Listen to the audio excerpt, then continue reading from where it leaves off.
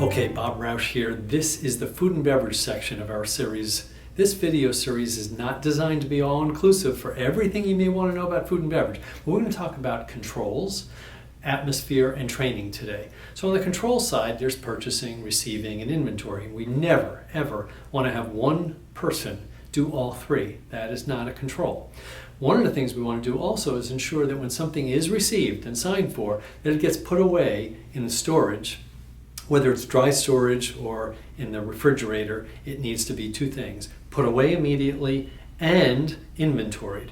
And then after that, even though it's a tough thing to do, it needs to be locked immediately. I once was hired as a general manager to come in and clean house because the food costs were high. So what did I do? I locked everything up. What happened? The chef walked out and the staff says, "How can you let the chef walk out? He's a great chef." Well, he was a thief, a partner of the owners that didn't want a partner.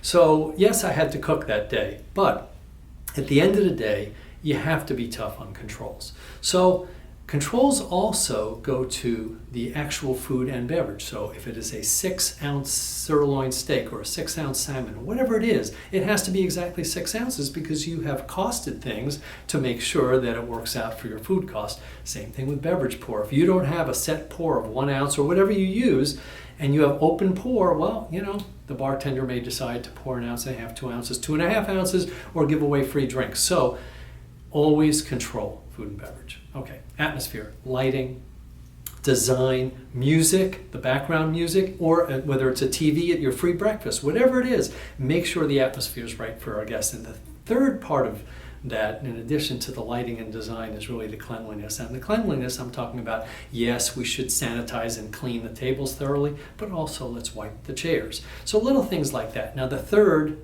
the training, is the most important part. So I'll break it out into two sections: the front of the house and the back of the house. On the front of the house, we need to have meetings when we start a shift. Everybody needs to know, are we out of anything, or 86 of the item?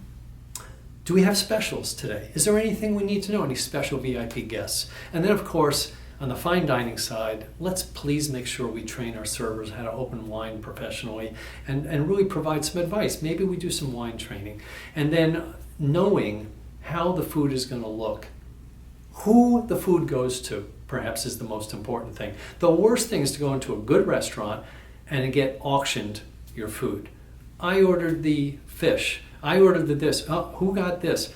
Well, when you have a front server and a back server where the front order is taken and then the back server comes out and says, who does this go to? It really is embarrassing, and it's so simple to figure out which is seat 1, seat 2, seat 3. Not hard.